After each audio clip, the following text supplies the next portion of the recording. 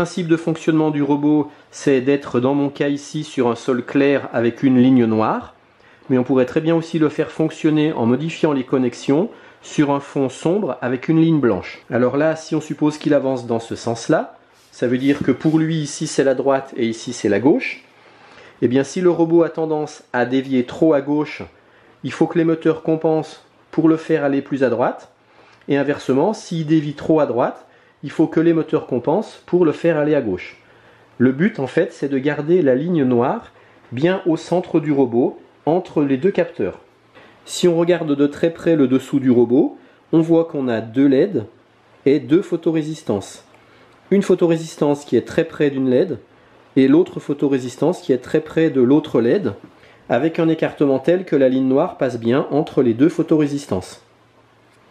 Alors maintenant, petite démonstration, j'ai surélevé le robot pour pas qu'il se mette à rouler, parce que là je vais vous faire une démonstration sans qu'il bouge. Donc je veux simplement que les roues tournent mais sans qu'il se déplace. Donc c'est pour ça que j'ai mis des plots pour le surélever. Ici on retrouve mes deux LED qui sont allumés, les deux photorésistances sont là, et ici j'ai ma ligne noire. Donc là je le mets en route. Au repos, on voit que j'ai qu'un train de roue qui tourne, dans tous les cas. Les deux du côté droit du robot. Pour que vous voyez de façon simplifiée, c'est pas le robot que je déplace, mais c'est la ligne noire, mais ça revient au même quand il roule.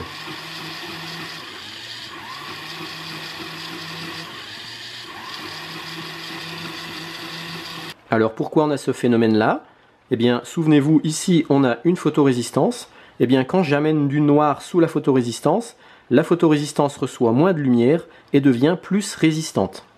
On verra après que dans le schéma, ça revient à faire augmenter la tension à ces bornes. Et on verra que ça créera un déséquilibre de tension aux bornes de nos deux photorésistances. Et on verra qu'on a plus de tension aux bornes de cette photorésistance-ci plutôt qu'aux bornes de cette photorésistance-là.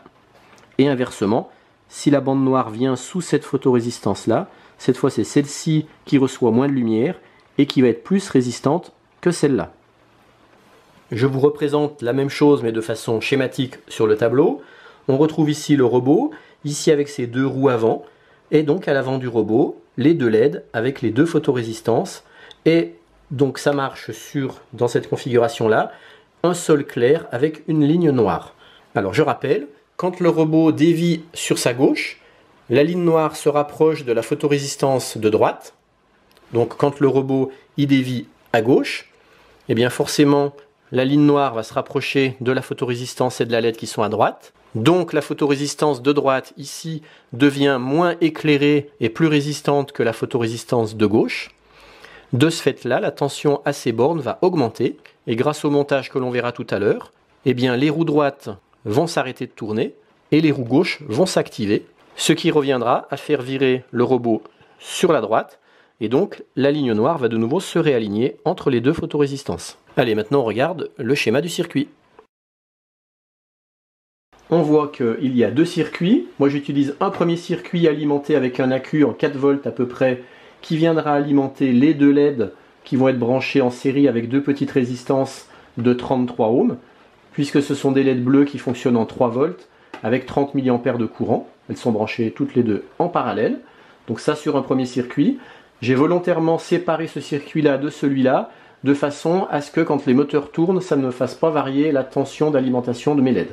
Et ici j'ai un interrupteur. L'autre circuit, il est alimenté avec un accu LiPo 2S en 2 éléments. Ça me fait à peu près du 8,4 volts. J'ai un interrupteur ici. Ici j'ai mes deux photorésistances. Alors c'est très important de prendre deux photorésistances de même valeur. Ici sur le schéma elles ne sont pas rapprochées, mais normalement celle-là physiquement elle est proche de celle-là. Et celle-là proche de celle-là. Moi volontairement je ne vous donne pas les caractéristiques de mes deux photorésistances parce que ça peut marcher avec n'importe quelle photorésistance quasiment. Mais le tout c'est que ce soit bien deux photorésistances de même valeur. Elles doivent être branchées en série avec des résistances. Alors l'idéal c'est de mettre un potentiomètre ou une résistance variable de chaque côté. Mais moi comme j'avais pas deux potentiomètres ou résistance variable de même valeur, eh ben, j'en ai mis qu'un et de l'autre côté j'ai mis une résistance fixe. Pour que ça marche, il faut que le potentiomètre il ait une résistance ohmique qui soit au moins supérieure ou égale à la résistance fixe. Parce que sinon ça ne marchera pas. Alors le potentiomètre à quoi il sert? Eh ben, il va servir à ajuster le réglage du robot. Alors si par exemple cette photorésistance-là reçoit moins de lumière que cette photorésistance-là, eh bien ça veut dire que celle-ci va devenir plus résistante que celle-là, Et de ce fait, la tension aux bornes de cette photorésistance sera plus élevée que la tension aux bornes de cette photorésistance. Alors comme le bas des photorésistances est relié au ground, eh bien ça veut dire que la tension qui sera là sera supérieure à la tension qui sera là si celle-ci reçoit moins de lumière que celle-là. Et donc ça va créer un déséquilibre au niveau de nos comparateurs de tension.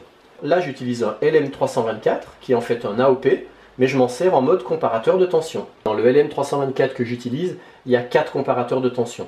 Donc moi je vais en utiliser que 2, mais je n'ai besoin de l'alimenter qu'une seule fois. Donc le plus qu'elle a, en fait c'est le plus là de l'alimentation, et là le ground, c'est bien le ground ici. Et par contre les plus, moins, ça n'a rien à voir avec les plus, moins de l'alimentation, c'est l'entrée inverseuse et l'entrée non inverseuse. Entrée inverseuse, entrée non inverseuse. On peut dire aussi in plus, in moins, in plus, in moins. Je rappelle le principe de fonctionnement de l'AOP en mode comparateur de tension. Quand la tension de in plus est supérieure ou égale à la tension de in moins, on a ici une valeur numérique, on va dire, qui sera égale à 1. C'est-à-dire que concrètement, on aura une tension ici qui sera quasiment égale à la tension d'alimentation du LM324. Inversement, quand c'est cette tension-là qui est supérieure à cette tension-là, on a ici une valeur à 0, qu'on a concrètement du 0 volt. Alors ensuite, comment brancher tout ça? Il faut relier ce segment ici sur l'entrée non inverseuse d'un premier AOP, et puis parallèlement, il faut le relier sur l'entrée inverseuse de l'autre AOP, de l'autre comparateur de tension. Et puis de la même manière, cette photorésistance-là, on vient la relier ici sur l'entrée non inverseuse du deuxième AOP, et en parallèle, hop, sur l'entrée inverseuse du premier AOP. Donc on comprend tout de suite que vu qu'on envoie ici la tension qu'elle a, on l'envoie à la fois ici, à la fois là, et la tension qu'elle a, on l'envoie à la fois là et à la fois ici, eh bien on aura toujours ici des sorties qui seront inverses, c'est-à-dire quand on aura une sortie ici qui sera à 1, ici on aura une sortie à 0, et quand on aura ici une sortie à 1, on aura ici une sortie à 0. Chacun de ces deux AOP va commander à travers un transistor nos groupes de moteurs. Ici j'ai mon train de 2 moteurs côté droit du robot, ici j'ai mon train de 2 moteurs côté gauche du robot. J'avais oublié de marquer les valeurs des résistances ici. Alors compte tenu de ce qu'on a vu tout à l'heure, on sait que quand on a ici une sortie à 1, ici on a forcément une sortie à 0, puisque l'un est forcément branché à l'inverse de l'autre. Donc on voit que quand ici on est à 1, on a une tension, on a un petit courant qui peut passer par ici, à travers une résistance de 33 ohms, et qui vient alimenter la base de notre transistor TIP 122. Dès que la base du transistor est polarisée, c'est-à-dire qu'on a suffisamment de tension entre la base et l'émetteur, avec un petit courant ici, le transistor devient passant, et devenant passant, il permet au moteur de tourner. Pendant ce temps-là, vu qu'ici on a 0, ici on a 0, le transistor là, il est bloquant, nos deux moteurs sont à l'arrêt. Inversement, quand ici on est à 0 et qu'ici on est à 1, et bien cette fois c'est ce train de moteur qui va tourner et celui-là qui sera à l'arrêt. Donc concrètement, qu'est-ce qui se passe? Quand on a notre ligne noire qui vient se rapprocher de cette photorésistance, eh bien cette photorésistance-là devient plus résistante que l'autre, donc la tension ici sera supérieure à la tension là. Et qu'est-ce qui se passe concrètement au niveau des comparateurs de tension? Eh bien ici, on aura une tension qui sera supérieure à celle qui vient là. Donc on aura bien in plus supérieur ou égal à in moins. Donc ici on sera à 1, donc nos deux moteurs côté droit vont tourner. Et inversement ici, j'ai dit qu'ici on avait plus de tension, donc là, donc ça veut dire qu'ici, on aura plus de tension que ici. Donc là, cette fois, c'est ici qu'on aura plus de tension que là. Donc on aura in plus qui sera inférieur à in moins, donc ici on sera à 0, et on aura bien nos deux moteurs de gauche qui seront coupés. Et de ce fait-là, en faisant tourner les deux moteurs de droite, alors que les deux moteurs de gauche sont coupés, eh bien notre robot va légèrement dévier, et va faire en sorte que la ligne noire s'éloignera de cette photorésistance pour se rapprocher de celle-là. Et ainsi de suite, à chaque fois comme ça, le robot il va corriger parce que la ligne noire va constamment osciller en fait entre une photorésistance et l'autre. C'est pour ça que mon robot il fait un peu comme ça quand il avance. Alors petite vue très rapprochée du robot. Ici j'ai un AQ3S dont je ne me sers que de 2 éléments pour avoir à peu près du 8,4 volts. Ça va m'alimenter les 4 moteurs. Et puis j'ai un deuxième AQ lithium polymère pour alimenter les LED. Alors volontairement, j'ai pas pris le même AQ que l'AQ moteur, parce que j'ai remarqué que quand les moteurs étaient sollicités, ça me faisait des variations de puissance au niveau des LED. Or je veux que mes LED aient toujours la même lumière, parce que sinon ça fait dysfonctionner le robot. Donc c'est pour ça que volontairement, j'ai pris un deuxième AQ lipo. Ici j'ai mes deux photorésistances. là derrière les deux LED, donc une de chaque côté.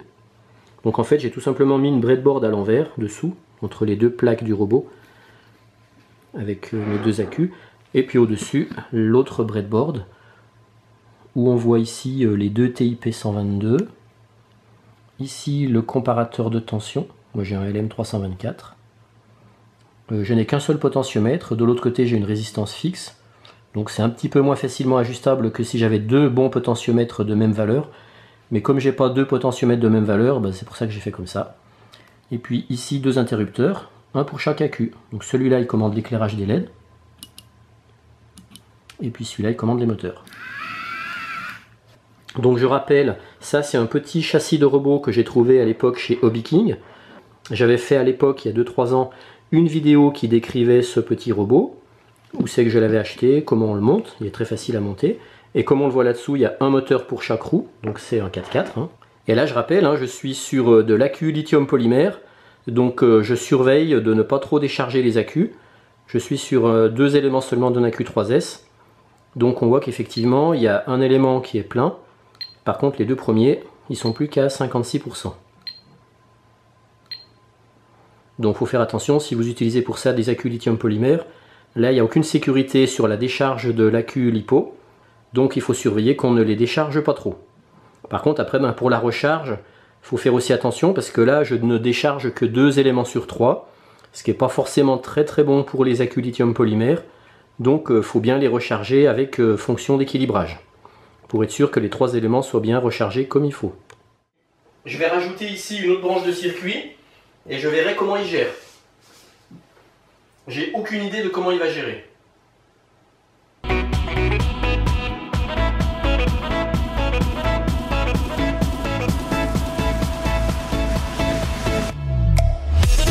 C'est parti.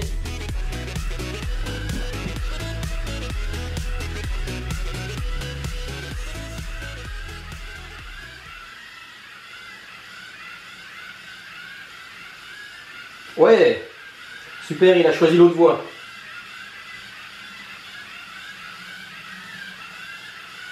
Alors là, je sais pas où est-ce qu'il va aller. Ah, il est resté sur l'ancienne.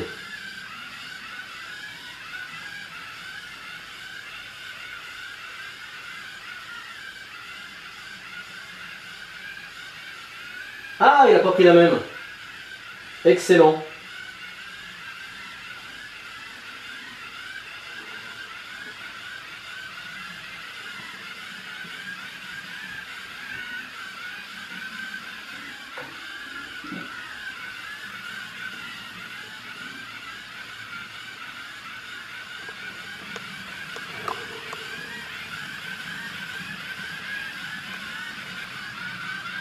Suspense. Ah, il reprend à gauche.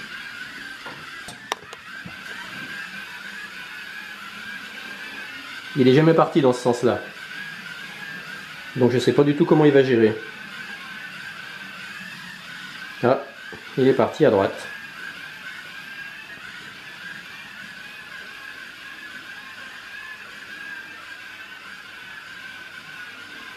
Donc là la question c'est comment il va gérer ici. Ah si, il va aller tout droit là. Ouais, il va tout droit. Et comment il va gérer là? Ah ouais, il est parti à gauche cette fois. Excellent. Ouais, c'est vraiment trop marrant ces petits robots. Moi ça me fait trop halluciner. J'adore ça. Et je rappelle, il n'y a pas d'Arduino, il n'y a rien. Hein. C'est que de l'analogique, il n'y a pas de numérique.